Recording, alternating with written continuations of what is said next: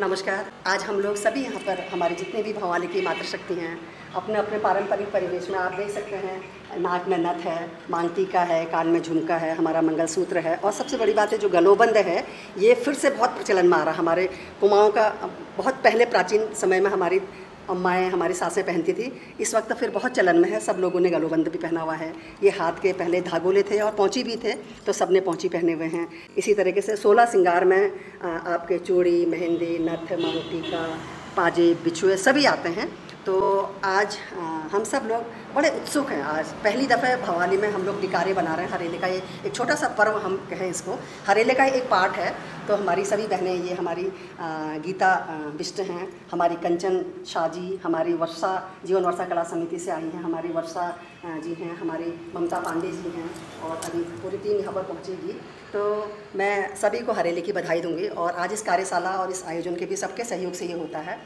हमारे यहाँ पे जैसे आपको पता ही होगा, ऐपण का भी थोड़ा सा हम लोग कहना चाहेंगे। जैसे ये हमने शिवार्चन हेतु, आप देख सकते हैं, शिवार्चन हेतु ये शिव चौकी बनी हुई है। इसमें शिव शक्ति चौकी, सही शिव शक्ति पीठ कहते हैं इसको। इसमें सावन के महीने में विशेष तौर से शिवार्चन में इस चौकी का प्रयोग होता है और इसको नीचे गेरू और उससे बनाया जाता है। लेकिन आज इस आपाधापी की ज़िंदगी में गेरू और विस्वार मिट जाता है, तो हम लोगों ने इसको बचाए रखने के लिए ऑयल पेंट का यूज किया है। तो हमारे लोग इसको बनाते हैं। ये है हमारी चामुंडा चौकी। ये नौ देवियों का प्रतिनिधित्व करती है, लक्ष्मी जी से सरस्वती, और वैसे 3 रूप होते हैं लेकिन चामुंडा चौकी इसको कहते हैं। माँ दुर्गा में इसकी चौकी बनाई जाती है।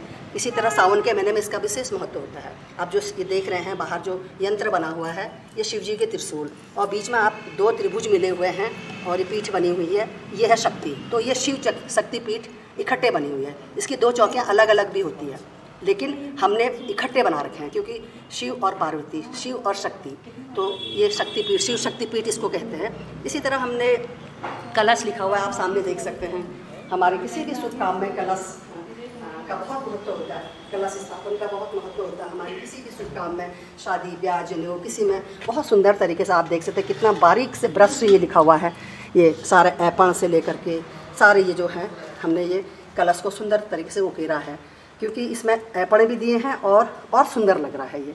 और इसी तरह नीचे आप देख रहे हैं चौकी, आप ये देखो, आचार्य चौकी इसको कहते हैं। ये भी हमने ऑयल पेंट से किया हुआ है। एक बार बन गया तो हमेशा हर तीज त्यौहार में हम इसको यूज करते हैं।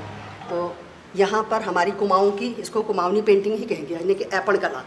तो कुमाऊँ में बहुत ज़्यादा प्रचलन है। आज कुमाऊँ के आज तो पूरे विश्व में ऐपण की धूम मची हुई है और बहुत ज़्यादा इसका प्रचार प्रसार भी हो रहा है।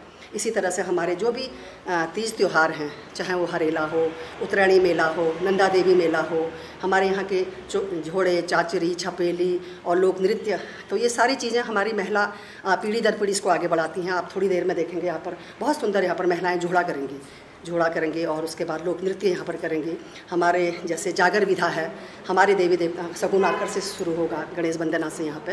तो सगुन आखर में हमारा यही होता है, कोई भी शुभ काम जब होता है तो उस शुभ काम में हम देवी देवताओं का आह्वान करते हैं, उन्हें निमंत्रण देते हैं। तो सबसे पहले गणेश भगवान जी को, फिर पूरे सभी लोगों को हम सगुन आखर से उनकी वंदना और उनको निमंत्रण पहुँचाते हैं। ट्रस्टी जी, आप सभी लोग बिल्कुल जो ये पहने हैं, एक परिधान पहने हैं जो कि कुमाऊनियों का पिक्यूलियर परिधान होता है, जिसको हम पिछौड़ा कहते हैं। इसके बारे में कुछ बताइए हमारे व्यूअर्स को। रंगवाली पिछौड़ा, इसका विशेष महत्व है। कहते हैं इसको सुहागिन औरतें, जैसे शादी के बाद जो होता है दूल्हे की तरफ से भी और मायके की तरफ से भी, हमें जो अगर गरीब से गरीब परिवार में अगर लड़की जा रही है तब भी वहाँ से अगर जेवर ज़्यादा ना भी दे सकें, लेकिन लहंगा दुपट्टा जो हमारा घाघरा पिछौड़ा जिसको कहते हैं, तो इस रंगवाली पिछौड़े का विशेष महत्व है। और ये रंगवाली पिछौड़ा आज इतना ज़्यादा प्रचलन क्योंकि पहले से इसका हाथ के रंगों, प्राकृतिक रंगों से इसको बनाते थे। यानी कि सिक्का बांधते थे और कलर, फूलों का रस लेकर के उस सिक्के को फिर हम उसमें ये जो ठप्पे बने हुए हैं, तो प्राकृतिक रंगों से इसके हमारे अल्मोड़े में इसका बहुत ज़्यादा प्रचलन अभी भी है, मंत्रों के साथ। क्योंकि हमारे स्टॉल आजकल ये बहुत चला हुआ है। ये अनमैरिड है ना, इसलिए ये अनमैरिड है इसलिए ओके, स्टॉल की तरह इसको आप सूट में भी पहन सकते हैं, दुपट्टे भी कर सकते हैं। तो तो बहुत ज़्यादा प्रचलन में इस समय हमारा ये पिछौड़ा बाहर भारत में, तो भारत में विदेशों में भी ये बहुत ज़्यादा प्रचलन में है। अगर कोई भी अंग्रेज यहाँ पर जैसे टूरिस्ट आते हैं तो वाह, वो कहते हैं कि हमें मतलब कहाँ मिलेगा, हमें भी। तो इस तरह से इसका इतना ज़्यादा प्रचलन है। हमारी कुमारिया बच्चे जैसे अभी वर्षा ने कहा कि सलवार सूट में आप ये साइड से स्टॉल और दुपट्टा के यूज कर सकते हैं। येलो और रेड कलर जो है, येलो आपको पता ही होगा कि ये कैसा पॉजिटिव एक एनर्जी देता है। रेड कलर शक्ति से संबंधित है, माँ शक्ति का वो है रेड कलर का। तो येलो और रेड का जो कॉम्बिनेशन होता है, यहाँ पर इसमें कोई और कलर नहीं होगा। कहीं भी जाइए आप पूरे भारत में, अगर बंगाली पिछोड़ा तो रेड और येलो का ही कॉम्बिनेशन होगा। कुमाऊनियों की पहचान है। अच्छा, जो आपकी नथ है, सब लोगों ने नथ तो पहनी है, लेकिन जो आपकी नथ है वो मुझे लग रहा है वो बिल्कुल पुरानी वाली है। ये तो मैं जरा फोकस करना चाहूंगी उस पे। ये ठेठ कुमाऊनी नथ है। एक चंदक होता है यहाँ पे इसमें, और बस माँ की खाली मोतियाँ होती हैं।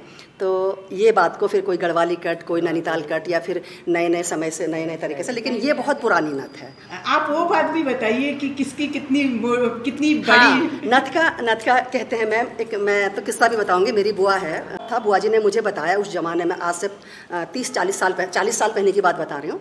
तो 40 साल तो मेरे विवाह को ही हो गए। उससे पहले कि मैं छोटी थी, तो उस समय बुआ ने मुझे बताया कि मामा जी नहीं उतारने देते हैं, क्योंकि नथ जो होती है वो उस सुहागन का, और जो जितना सेठ, जो जितना धनाढ़ होगा, वो नथ बढ़ाते रहते थे। सपोज 4 तोलों की होगी, फिर अगले साल थोड़ा सा और बड़ा करो, फिर ऐसे करके मतलब नथ से खानदान का, बिल्कुल जितनी बड़ी नथ उतना बड़ा खानदान, ये कहा जाता था।